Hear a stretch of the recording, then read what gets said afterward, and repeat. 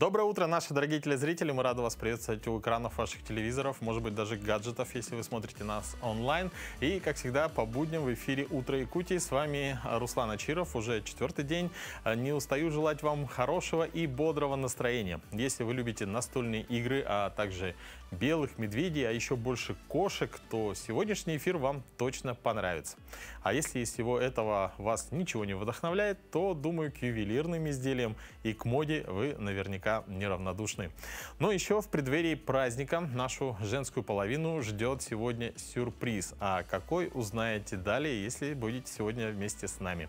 Ну что, давайте начнем. Напоминаю, что сегодня у нас, как и всегда, работает телеграм-канал «Утро Якутии», на который вы можете подписаться, используя QR-код, который видите на экране. И, кстати, тот сюрприз, о котором я говорил, он будет именно сегодня там. Поэтому переходите, подписывайтесь, и буквально сегодня в течение эфира вы узнаете, что это за сюрприз. Ну а сейчас, я надеюсь, что никаких сюрпризов погода нам сегодня не предоставит, поэтому хотелось бы начать именно с нее, узнать, какая погода за окном. И по сообщению Якутского гидрометцентра, по состоянию на 6 часов утра в центральных районах республики температура воздуха была минус 14, минус 19 градусов. В заречной группе Улусов минус 19, минус 12. В южных 14-10 градусов ниже нуля. В Вилюйской группе Улусов 25-16 градусов со знаком минус. В Нижнеленских минус 30, минус 14, в западных минус 26, минус 8. В Колымо-Индигирской группе Улусов от 46 до 32 градусов ниже нуля. В Янских минус 44, минус 30, на северо-западе республики минус 34, минус 28 градусов. В городе Якутске температура воздуха на 6 часов утра составляла минус 15 градусов. Атмосферное давление 732 миллиметра ртутного столба. Ветер юго-восточный до 4 метров в секунду. Сегодня днем облачно, без осадков. Ветер южный от 1 до 2 метров в секунду. Температура воздуха минус 10, минус 12 градусов. Ну, что касается Якутска, достаточно теплая погода. И, по-моему, даже сегодня в Алекминске минус 8 градусов днем, что тоже достаточно тепло. То есть весна уже приближается, совсем уже скоро начнется календарная весна. Ну, а, конечно же, далее хотелось бы рассказать вам о самых актуальных новостях, которые произошли к этому часу, поэтому передаем слово нашим коллегам из новостного блока.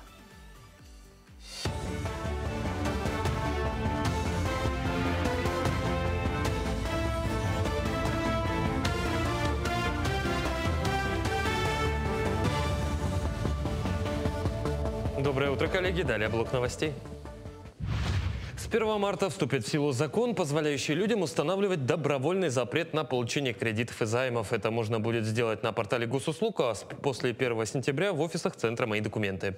Сам запрет распространяется на потребительские кредиты или займы, в том числе на договоры банковского счета, предусматривающие платежи, несмотря на отсутствие денежных средств, договоры, предполагающие выдачу кредитных карт.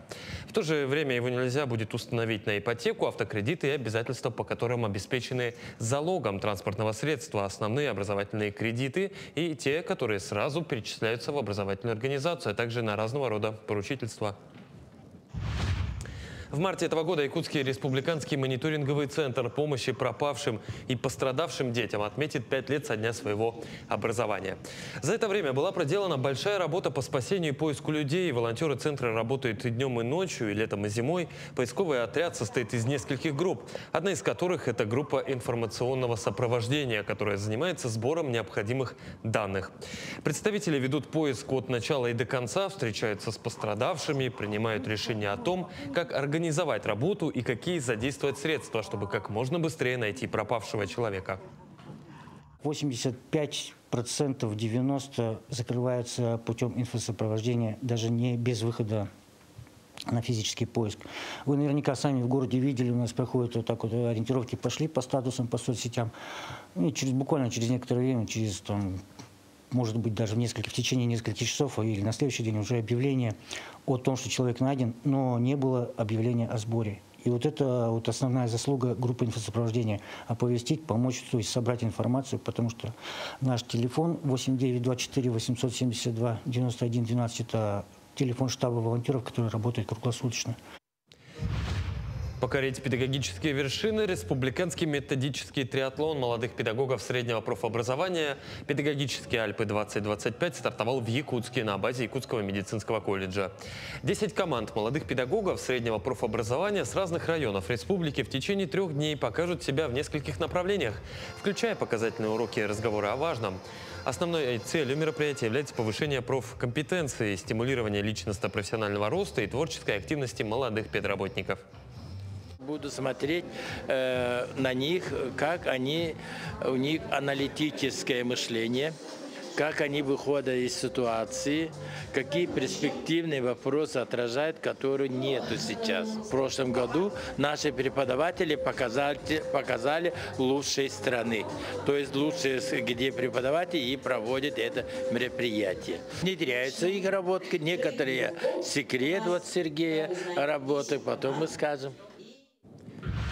В рамках проекта Центра духовности имени народных писателей Семена и Сафрона Даниловых «Горный район к прекрасному» в эти дни открылась выставка именитого художника, члена Союза художников страны Андрея Чикачева. На выставке представлено 19 авторских работ художника. Жители районного центра и не только в эти дни могут увидеть и оценить воочию выставленные картины. Каждое произведение отражает уникальный стиль и творческое видение Чикачева, который известен своими яркими цветами и глубокими метафорами. Работы художника в основном затрагивают темы быта народа Саха. Выставка Андрея Васильевича Чикачева в Горном Улусе выставлена впервые. Она у нас стоит в рамках проекта «Горный Улус к прекрасному». И все население с радостью приняло презентацию этой выставки. И как объявил наш министр культуры Афанасий Иванович, год исторической памяти, здесь очень много работ посвящено именно этой тематике, именно быту нашего народа. Сегодня во всем мире отмечается Международный день белого медведя. Накануне этого дня зоосад Приамурский опубликовал видео с белым медведем Алмазом. Алмаз в полном восторге. Его радостные кувырки и игровые повороты – это настоящий зимний танец счастья. Каждое движение наполнено беззаботностью, а в его глазах горит искорка детского восторга, пишут в телеграм-канале зоосада. Напомним, в декабре 2019 года в якутском зоопарке Арто-Дайду у белых медведей Ломоносова и Колыманы родился медвежонок Алмаз. В 2021 году он был перевезен в Хабаровский край в зоосад Приамурский.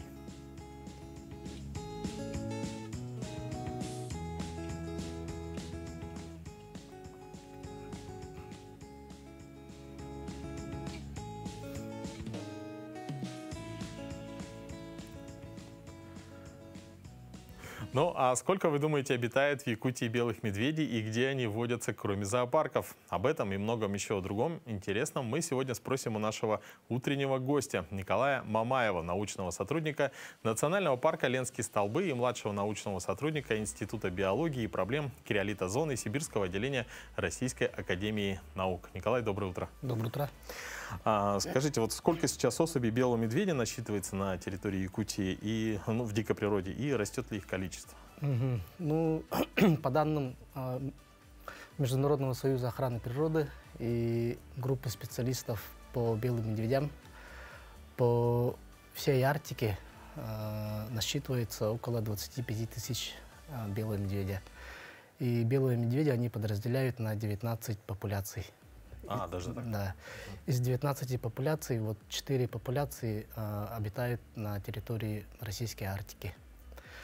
Вот, например, самые 2 большие популяции и стабильные – это популяция Баренцево-морская, численность которого составляет около 2600 особей, и популяция Чукотско-Аляскинская, это численность которого составляет около 3000 особей. Наша популяция относится к так называемой лаптевской популяции, и по нему данных очень мало. Численность оценивается от 800 до 1200 особей. И, как знаете, белый медведь включен в Красную книгу Российской Федерации, а и также он включен в список Международного союза охраны природы как уязвимый вид, так как в середине этого столетия численность белого медведя может сократиться на 30%. А с чем это связано? Это связано с изменением климата, с глобальным потеплением. И в связи с глобальным потеплением вот уменьшается морской лед, и толщина льда уменьшается. То есть ареал обитания как бы да, сужается. А как ведется мониторинг белых медведей? Ну, если взять немножко из истории, то в Якутии раньше, вот, если взять на примере Нижнюю Колыму, где находится наш заповедник, то до 2005 года захода на материковую часть белого медведя практически не было. Видели там одного-двух медведей, но вот осенью 2005 года резко высадился большой десант белых медведей, около 30 особей. Такого раньше никогда не было. И после этого, с 2007 года, вот начали именно силами Министерства экологии на изучение по берложный период белого медведя. Весенние учеты берлог делали. И в 2020 году в рамках нацпроекта «Экология» был создан вот наш заповедник. После создания заповедника у нас проводятся два вида мониторинговых работ по изучению белого медведя. Это первое — это весенний учет родовых берлог, где основные задачи — это слежение за темпами воспроизводства белого медведя и охрана в этот уязвимый период, когда они выходят с медвежатами из берлог. И второй вид мониторинга — это осенний авиамониторинг с применением вертолета либо беспилотных летательных аппаратов. Основные задачи — это определение численности и распределение по заповеднику белого медведя, а также определение половозрастного состава и по возможности определить, насколько они упитанные, либо истощенные животные, когда они вот находятся на суше до установления прочного припая. Но мы также знаем, что недавно был объявлен конкурс среди школьников, где главный приз — это участие в авиамониторинге на Медвежьих островах.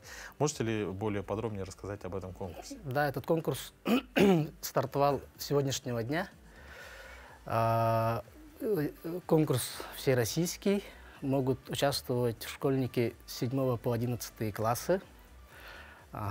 И этот конкурс приурочен к дню, именно вот Международному дню белого медведя. Конкурс проводится в 3 этапа. Первый этап с сегодняшнего дня до 21 марта должны предоставить научную статью на тему сохранения биоразнообразия Арктики. Потом идет уже второй этап.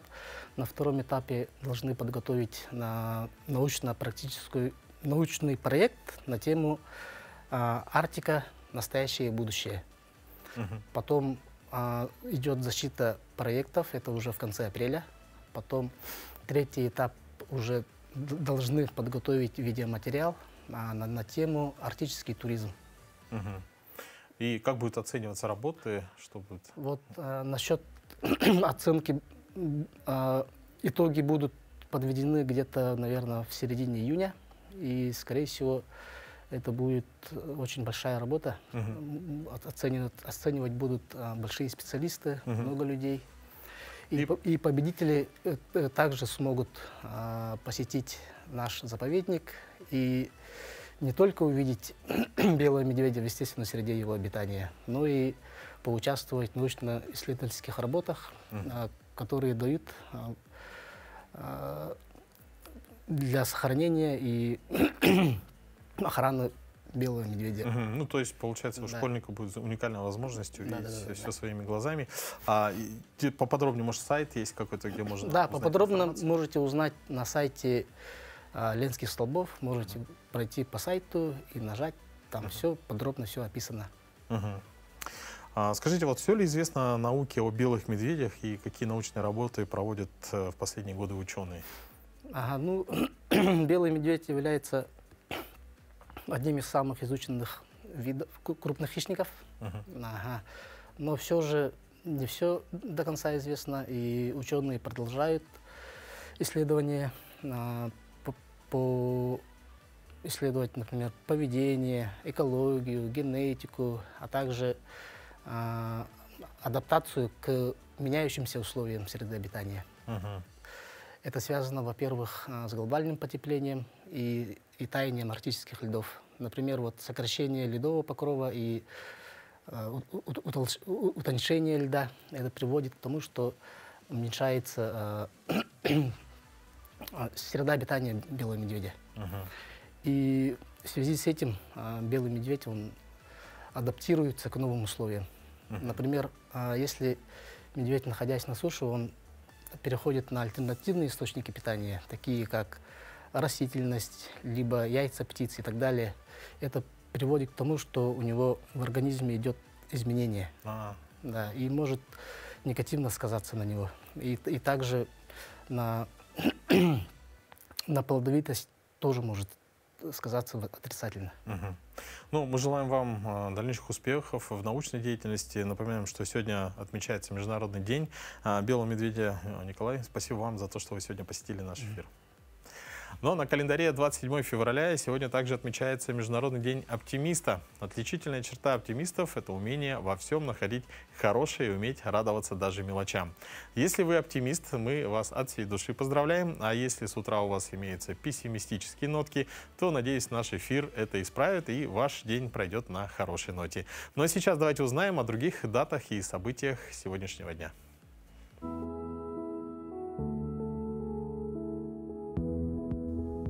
На календаре 27 февраля. В этот день отмечаются Международный день полярного медведя, Всемирный день неправительственных организаций, День сил специальных операций в России. По народному календарю Кирилл – весноуказчик. На Руси Кирилла прозвали весноуказчиком, поскольку по погоде в этот день судили о весне. Если она оказывалась хорошей, это предвещало морозы. День в истории. В 1411 году в шотландском городе Сент-Эндрюсе основан один из старейших университетов. В 1598 году Земский собор избрал русским царем Бориса Годунова. В 1879 году получен искусственный подсластитель сахарин. В 1900 году основан футбольный клуб «Бавария». В 1964 году спущен на воду первый в мире туристический подводный аппарат. В 1997 году объявлено об успешном клонировании овечки Долли. В этот день родились Константин Великий, римский император; Николай Ге, русский живописец, мастер портретов исторических и религиозных; Петр Нестеров, русский военный летчик, основоположник высшего пилотажа, штабс-капитан; Елена Великанова, советская эстрадная певица, народная артистка России; Элизабет Тейлор, англо-американская киноактриса; Евгений Урбанский, советский актер театра и кино, заслуженный артист РСФСР. Именины сегодня отмечают Георгий, Исаакий, Кирилл, Константин, Михаил, Рафаил, Федор. Между тем, сегодня 4-й день масленичной недели, а вы уже много блинов съели. Но, судя по нашему опросу в телеграм-канале, достаточно. Притом мы смотрим, что вы предпочитаете довольно сытные начинки. Так, 52% опрошенных любят блины с мясным фаршем. На втором месте блинчики с вареньем и на третьем месте блины без начинки. А вот в соцсетях в эти дни завирусился рецепт синоблинов, которые готовятся как обычные, но выглядят немного по-новому. Для начинки предлагается смешать масло с корицей, смазать этим маслом готовый блинчик и свернуть улиткой. Для крема нужно смешать творожный сыр, сахарную пудру и ваниль. Затем полученную смесь взбить до консистенции крема. Смазать кремом блинчики и готово. Удивляйте своих домашних и коллег на работе. Но после такого, я думаю, калорийного завтрака или лучше всего до него стоит выполнить, конечно, комплекс утренней гимнастики с нашим тренером Викторией. Всем доброе утро! Меня зовут Виктория, и сегодня мы с вами выполним кардионагрузку, которая хорошенько взбодрит и зарядит нас на весь день. Первое упражнение – это будут прыжки с приседа. Ножки ставим чуть шире плеч, носочки смотрят диагонально, делаем присед и руками помогаем вытолкнуться. Делаем таких 16 повторений. 8, 7, 6, 5, 4, 3, 2, 1. И еще раз. 8, 7, 6, 5, 4, 3, 2, 1. Отлично. Остановились, сделали вдох, выдох. Выполняем таких 3 подхода. Следующее упражнение – прыжки джемпинг джек. Тоже выполняем 16 повторений. 8, 7, 6, 5, 4, 3, 2, 1. Еще 8, 7, 6, 5, 4, 3, 2, 1. Отлично. Остановились, сделали вдох, выдох. Выполняем таких 3 подхода. Следующее упражнение мы будем выполнять в бёрпи. Исходное положение. Встаем на ладошки на пол, делаем планочку, подтягиваем колени к себе, делаем прыжок наверх. Тоже делаем 16 повторений. 7, 6, 5, 4, 3, 2, 1. Упражнение достаточно сложное, поэтому для начинающих я советую выполнить 8 в активном темпе и 8 можно выполнить в спокойном.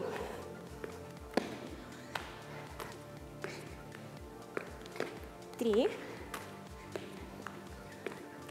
4, 5, 6, 7, 8. На этом наша кардиотренировка подошла к концу. Тренировка достаточно тяжелая, активная, поэтому наблюдайте за своим состоянием. Всем хорошего, бодрящего дня! Ну вот, пока вы занимались утренней гимнастикой, у меня тоже своего рода зарядка. Пытаюсь вот играть в настольную игру «Хамыска». Кстати, говорят, что стали играть еще больше после просмотра одного популярного корейского сериала.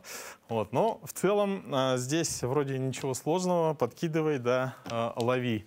Но на деле нужна, конечно, тренировка. И вот по заданию редакции, чтобы подвести к этому сюжету, уже 2 недели учусь этой замечательной игре, пока освоил только вот более-менее первый уровень. Вот. Ну, вы тоже попробуйте, может, у вас получится быстрее выучиться, чем мне. Мы сегодня сняли специальный сюжет, где тренер и ее воспитанники рассказали об истории и основных правилах этой старинной якутской настольной игры. Кстати, играть в эту игру может абсолютно каждый, независимо от возраста. Доброе утро. Якутские настольные игры «Кабылык» и «Хамыска» передавались из поколения в поколение. И сейчас, в 21 веке, они очень популярны и востребованы. В 16 веке наши предки в Балагане возле камелька играли с лучинками «Кабылык». Из косточек рыбы играли «Хамыску». Играли, чтобы отгонять усталость. Правила несложные. Кто сколько словил, тот и побеждает. Со временем игры усложнялись, поменялся инвентарь. Благодаря энтузиастам в 2014 году эти игры стали видами спорта. Играя «Кабылык» и «Хамыска» развиваются все физические качества: ловкость, быстрота, реакция, точность движения, воля и упорство. А сейчас я попрошу воспитанницу кружка национальной настольной игры Бессонова Сандару рассказать правила игры «Хамыска». Первый этап. Рассыпаем, берем одну хамыску, подкидываем и берем еще одну. Кладем в сторону. И так делаем со всеми остальными. Хамыски должны долетать до уровня глаз. Второй этап. Рассыпаем, берем по 2, кладем в сторону. Третий этап. Рассыпаем и берем по 3, или можно одну, как вам удобно. Если мы тронули хамыску, то играем заново, остаемся на том этапе. 4-й этап. Берем все хамуски в ладошку, берем одну, подкидываем и должны положить остальные. И обратно. 5-й этап. Рассыпаем, берем одну, подкидываем, и мы должны все собрать вовнутрь.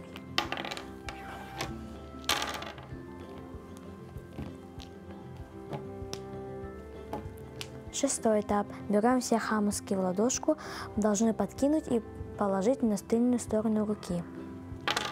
Если мы должны оставить одну хамуску, если осталось больше, то кладем на стол. Мы должны подкинуть одну хамуску и забрать остальные. Мы сделали 1 круг и получаем за это 5 баллов. А если сделаем 2 круга, 10 баллов. Играйте в хамуску и развивайте ловкость и быстроту реакции.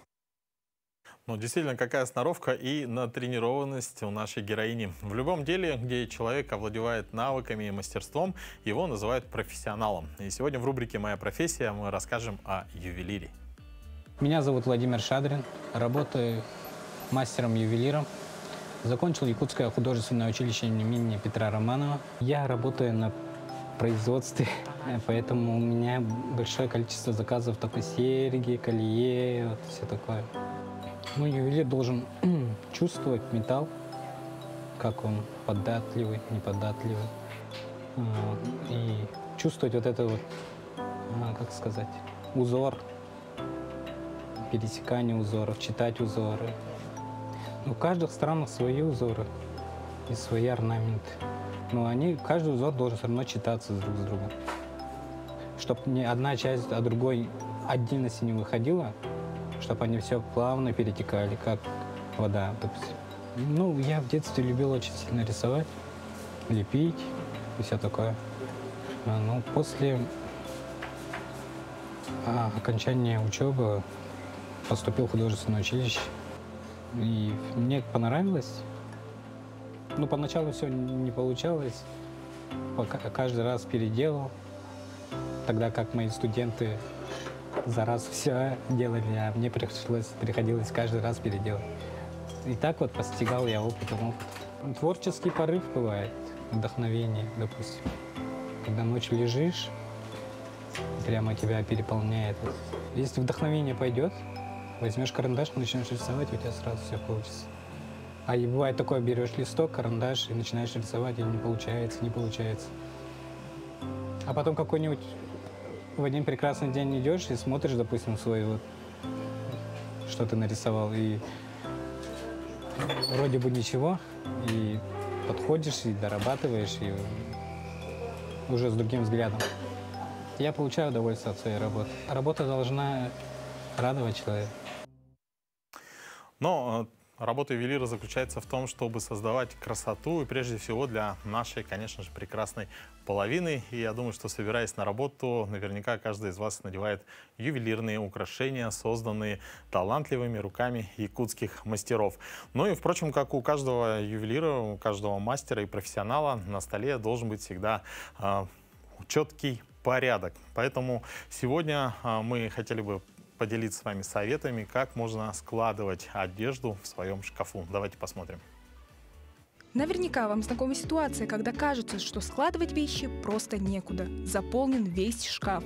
Возможно, что дело не в том, что вы давно не проводили ревизию, а в неправильном складывании своих вещей. Сегодня мы расскажем секреты, которые помогут вам с бардаком на полках. У каждого из нас есть в гардеробе пара джинс и брюк. Но как же их сложить, чтобы они не занимали много места и красиво выглядели на полках? Этот способ легок в исполнении и будет отлично смотреться на полке. Но есть альтернативный способ. Скрутите джинсы или брюки в трубочку. В таком виде одежда займет минимум места, а также это отличный способ для хранения джинс в чемодане. Что же делать с рубашками, на которых не хватило вешалок? Воспользуйтесь следующим советом, и ваша рубашка будет красиво лежать на полке и не создавать визуальный шум.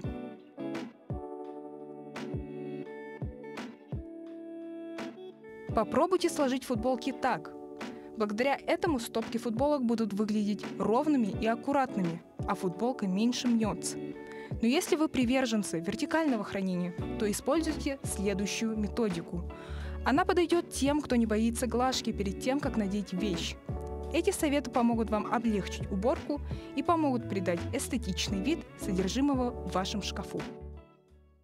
Ну, надеюсь, что наши советы вам пригодятся. Соответственно, чем больше у вас вещей, тем, значит, внимательнее вы следите за модой. А ориентироваться в быстро меняющемся мире моды, как всегда, по четвергам нам поможет наш стилист Дарья Габышева. И, кстати, забегая немного вперед, уже через буквально несколько минут мы объявим про тот сюрприз, о котором делали небольшой анонс в начале нашего выпуска. Поэтому пока можете подписаться или открыть телеграм-канал «Утро Якутии».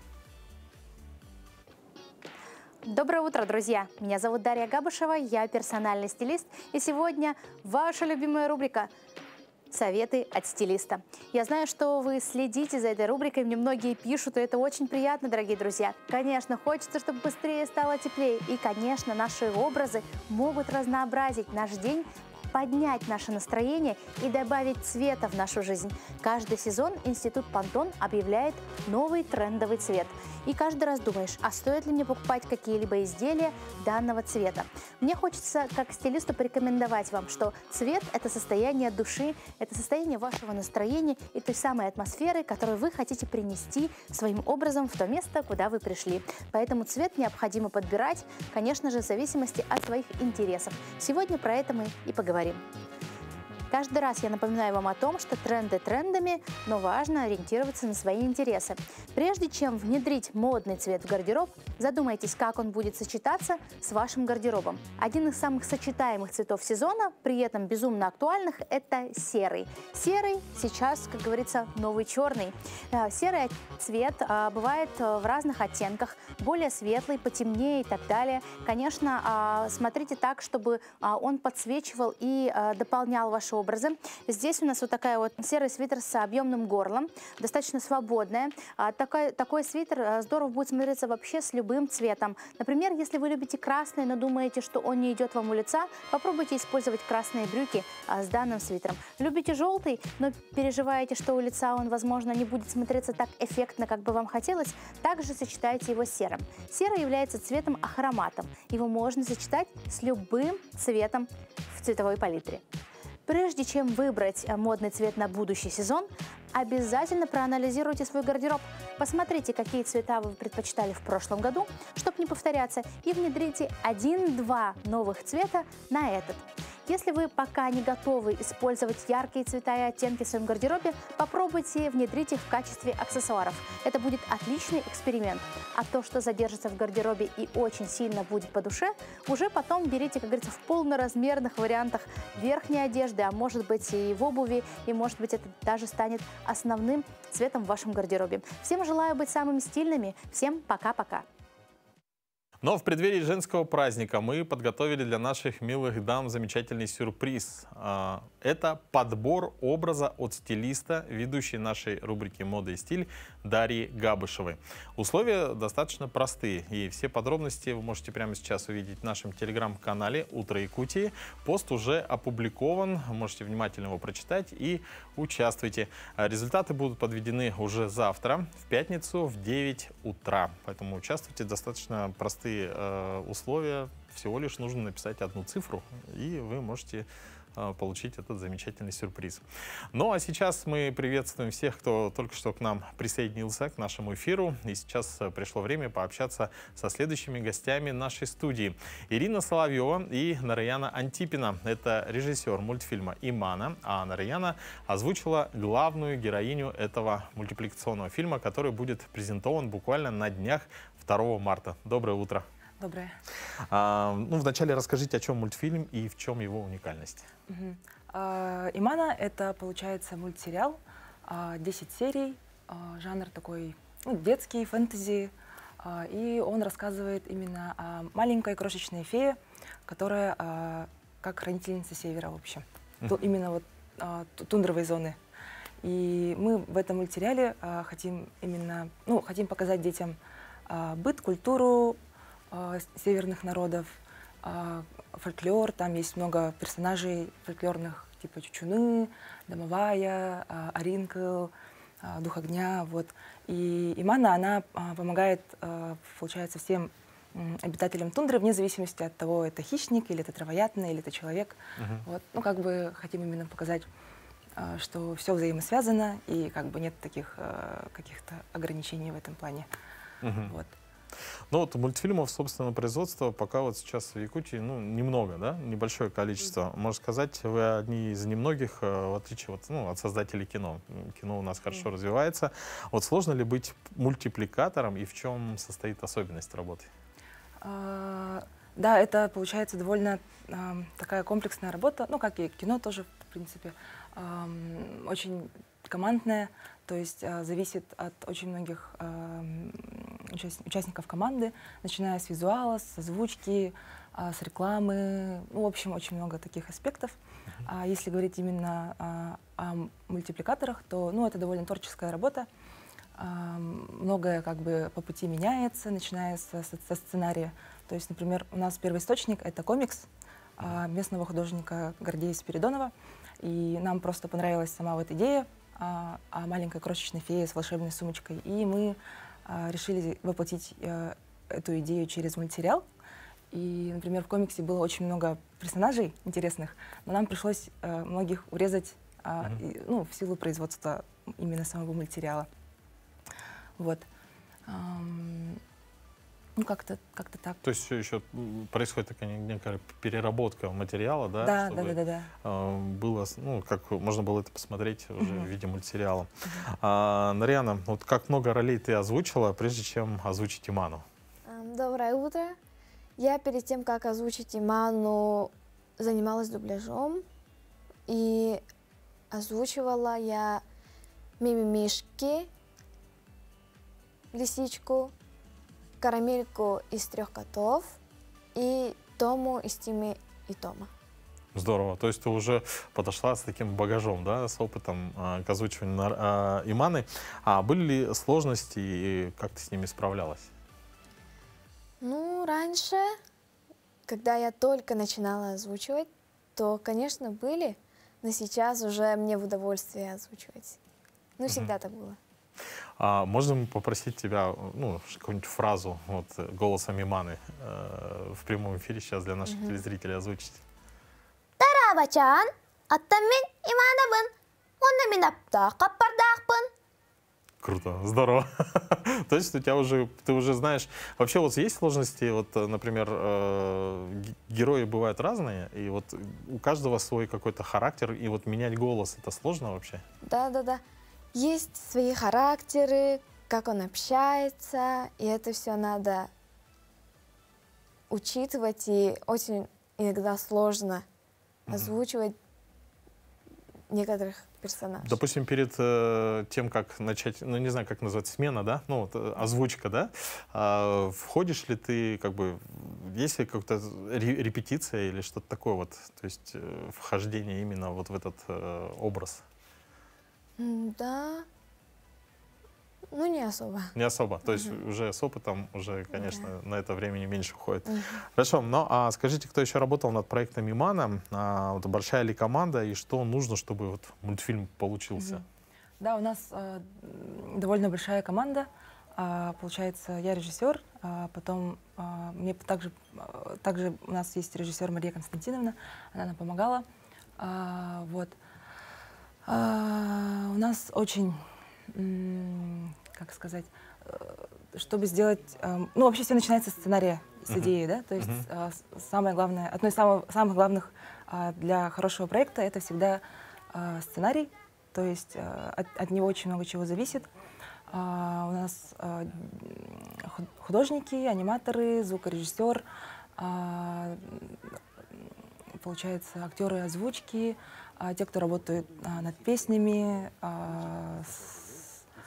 помогают звукорежиссеру со звуком, постановка голоса. В общем, несколько десятков человек. Ну да, действительно, потому что, ну, например, я вот со своей стороны смотрю, как, в принципе, как снимается кино, там все вроде более-менее понятно. Мультипликационный фильм — это что-то такое из рода фантастики, потому что, ну, вот я как бы раньше видел, что это каждый рисунок рисуется вручную, а сейчас это с помощью компьютерной графики это помогает? То есть у нас студия, мы работаем не с покадровой анимацией, но иногда ее тоже приходится использовать для каких-то особых моментов, там какие-то эффекты нарисовать может. А так мы работаем в перекладной анимации. Это когда мы делаем, получается, изначально риг, концепт персонажа, потом делаем по нему риг. Это такая цифровая кукла. И нам нужно ее настроить поточечно, то есть, чтобы вот повернулась вправо, влево, каждую точку, как она будет двигаться. Да. И главное сделать хорошо риг, и потом уже во время анимации мы просто будем управлять этой куклой как марионеткой, грубо говоря. Вот. И поэтому это, конечно, упрощает производство, это не так время затратно, как покадрово рисовать, как раньше делалось. Но у этого тоже есть свои ограничения, конечно. Ну, тоже и передать характер героя вот уже изначально. То есть уже потом, наверное, сложно будет поправить что-то, какую-то определенную мимику или движение, да? Там уже вручную придется немножко поработать. Вот мультфильм на якутском языке, а будет ли дубляж или субтитры? Вот, что планируете? Ну, конечно, очень хотелось бы, чтобы мультсериал увидело как можно больше людей, но пока точно сказать не можем. А сколько серий в сериале? 10. 10 серий. 10 серий. Планируется ли второй сезон? Да, мы уже над ним работаем в этом году. Тоже 10 серий будет. Прекрасно. Скажите, вот вообще в целом, есть ли в создании мультипликационного фильма вот какие-то определенные такие сложности, которые вот, от которых вообще не избавиться? Которые можно, может быть, чуть-чуть переуменьшить? Ну, сложности... мне кажется, у всех таких проектов бывают какие-то свои сложности. Но вот конкретно мультипликации, ну, наверное, вот с визуальной точки зрения, может, и озвучка вот тоже, кстати. Ну, там не то чтобы сложности, но как бы именно то, что ты озвучиваешь персонажей, то есть, как сказать, они же не настоящие, получается, и тоже очень, как бы, наверное, тоже по-своему сложно. А, кстати, вот тоже такой, Нараяна, вот ты, когда делаешь озвучку, ты уже видишь готовый мультипликационный фильм или, опираясь на твою озвучку, уже рисуется персонаж? Как это делается? Сначала его озвучивают другие, а потом рисуют. И когда уже все готово, я на готовый мультфильм я озвучиваю. Извините, у нас получается после того, как уже готов сценарий, все диалоги зачитывает, делают черновую зачитку всех диалогов. У нас это был Василий Захаров. Здорово. Ну и на каких площадках будет доступен просмотр? Ну, также телеканал Току, приложение НВК Саха, на сайте Тунюк.ру. Спасибо большое. Ну, мы вас поздравляем и желаем творческих успехов. Будем также, чтобы премьера прошла успешно. Ну и, конечно, чтобы прошла гладкая работа над вторым сезоном. Спасибо. Спасибо вам большое. Спасибо. Мультфильмы на родных языках не только помогают сохранить и развивать язык, но и воспитывать в детях любовь к родине и патриотизм. А далее мы предлагаем вам заглянуть в Усть-Нерскую музыкальную школу, где эти же чувства прививают через музыку и песни.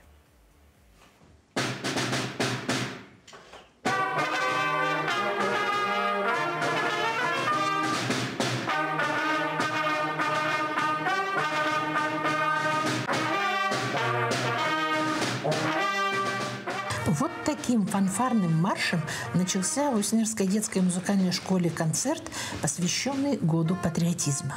Как рассказал нам преподаватель хорового пения и руководитель вокального ансамбля «Тоника» детской музыкальной школы Олег Викторович, в этом году коллектив работает с произведениями патриотической направленности, что заставляет задуматься о смысле жизни и отношении к событиям. Дети сами выбирают, что петь, или вы им предлагаете, или вы вместе решаете, как? Я всегда обсуждаю. Я выбираю несколько песен и на выбор. Ну, всегда так получается, что у нас вкусы совпадают. Ну, песни, конечно, все у нас лирические. Все такие, которые пробивают многих на слезу. Такими песнями стараемся через пение детей и до других достучаться. Они уже идут как образец, можно сказать, для подражания другим, что они передают вот эту боль всем другим, чтобы люди задумались на самом деле о том, что происходит, чтобы помнили, что не все веселятся, а многие сейчас страдают.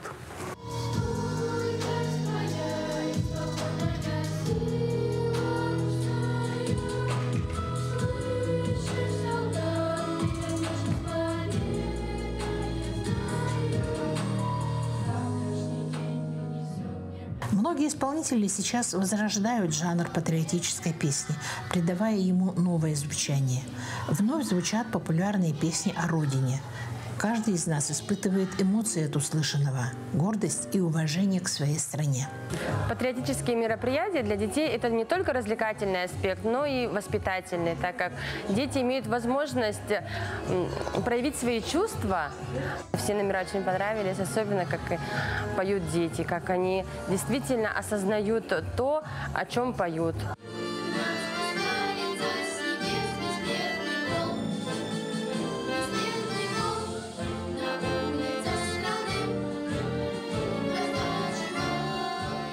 «Время героев» – так назвали свой концерт преподаватели и ученики Уснерской детской музыкальной школы. И это не просто выступление. Это их вклад в сохранение памяти о героях, которые защищали и защищают Родину, обеспечивая ее безопасность. Ребята чувствовали свою причастность и гордились этим. Родился в поселке Уснера, здесь. Ну, к сожалению, конечно, не музыкант, но впечатление о концерте очень отличное. Дети с удовольствием выступали, с интересом. Ну и самое главное, развитие у них, я смотрю, хорошее тут. Музыка необходима для детей, я думаю. Потому что мне понравилось.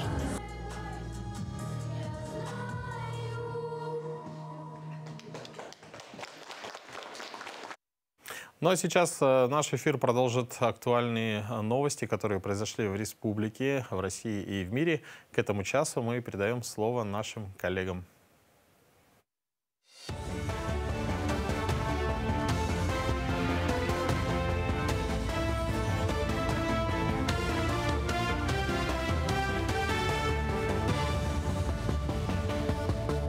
Мы продолжаем рассказывать о самых заметных событиях в республике, стране и мире. Парламент Якутии поддержал инициированный главой региона законопроект о предоставлении регионального мат-капитала «Семья» при рождении 4-го и последующих детей.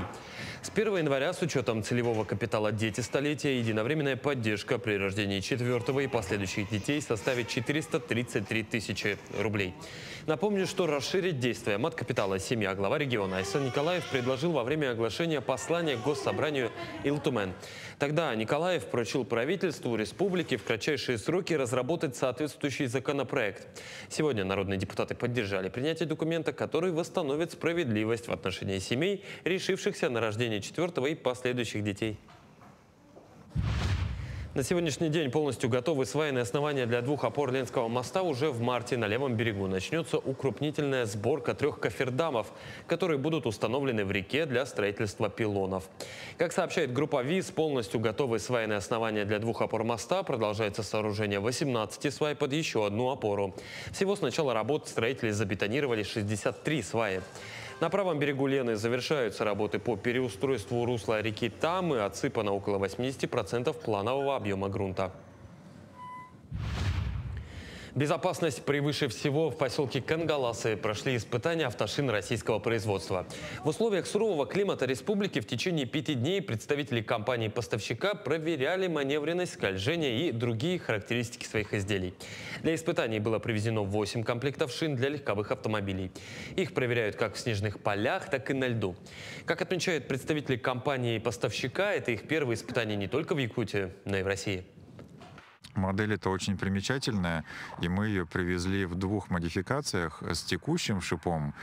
И в частности, вот уже получили первую обратную связь от пилота Вадима, который особенно отметил то, что автомобиль, оборудованный шинами Armstrong Ski-Trek S, довольно хорошо управляется и предсказуемо ведет себя на льду. Ну и, соответственно, сегодня и завтра тестовый полигон приступит к испытанию экспериментального шипа, который улучшенный и, по идее, должен даже усилить эти сцепные свойства. В селе Битюнь Амгинского района восстановили музей имени Героя социалистического труда Анны Васильевой. Здесь учащиеся в рамках интегрированных уроков и внеурочной деятельности занимаются поисковой и научно-исследовательской работой. Ведь подобная работа способствует логическому развитию ребенка. Таким образом, педагоги воспитывают патриотов малой родины. Они считают, что каждый ученик должен пройти через музейное дело и краеведение. Договорились с Ефремом Николаем Николаевичем, доктором исторических и филологических наук. Он родом из Бесюнского наследия, поддерживает все начинания детей и отправил очень много исторических материалов данных, а также Бравина Розалия Иннокентьевна способствует научно-исследовательской деятельности детей. Мы надеемся, что в будущем выйдут очень хорошие темы на тему и победы, и генеалогического древа каждой семьи наследия. Наука через призму театрального искусства. В Якутске в культурном центре «Сергеляхские огни» состоялось уникальное креативное шоу «Наука как искусство. Якутия». На нем молодые ученые совместно с творческими коллективами учебных заведений республики рассказали о научных разработках, проводимых в регионе. Зрители шоу узнали о мамонтовой фауне, прототипе искусственной печени, устройстве дронов и искусственном интеллекте. Главными организаторами креативного шоу стали участники арт-резиденции креативных коммуникаторов СВФУ.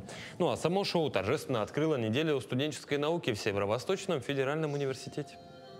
Креативное шоу «Наука как искусство в Якутии» – это первый подобный формат, который мы реализуем в Якутии в рамках инициативы «Наука как искусство. Десятилетие науки и технологий в Российской Федерации».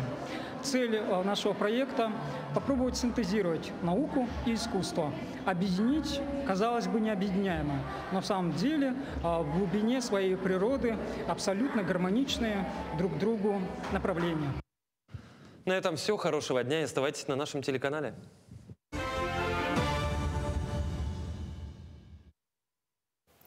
Ну и хорошая новость для тех, кто в эти дни был озабочен судьбой кошки Муси, главной крымской достопримечательности. Она выжила, и ее жизни ничего не угрожает. Напомним, что кошка долгие годы жила на территории Ласточкиного гнезда и была любимицей туристов. А на днях ее один из посетителей сбросил со смотровой площадки на скалы с высоты 38 метров.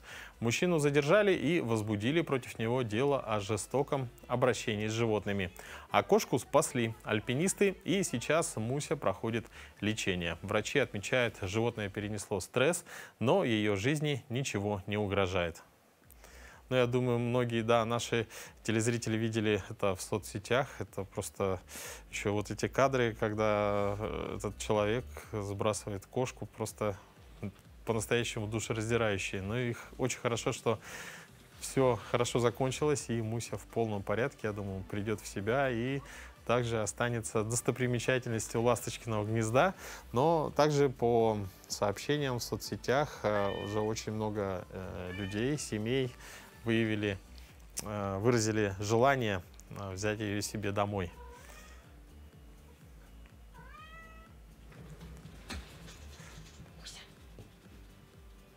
Ну а следующая история тоже о кошке, вернее коте по кличке Тото, который тоже благодаря неравнодушным людям обрел любящего хозяина и даже занимается с ними необычным видом спорта. Житель Приморского края Иван Кузнецов привык вести активный образ жизни, и появление в его семье кота не стало препятствием. Мужчина решил приобщить питомца к своему хобби, и вскоре пушистый компаньон научился рассекать горные склоны вместе с хозяином. На кадрах из личного архива спортсмена он с котом за пазухой катается на горнолыжном курорте Грибановка, держа в руках специальное крыло «Глайдер». История Тота началась на улице. Прежние владельцы выбросили потомство из 4 котят на помойку. Однако судьба улыбнулась малышу. Неравнодушная прохожая нашла животных и отнесла их в ветеринарную клинику.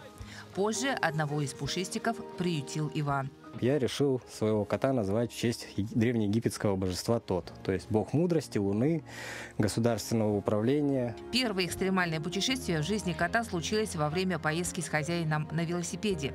Тогда малыш ехал в рюкзаке, но любопытство взяло верх. Зверек выбрался и уселся на плечо хозяина. Так они вдвоем проехали вместе всю дорогу и больше никогда не расставались. Смотрит по сторонам, смотрит с высоты на происходящее. Вот.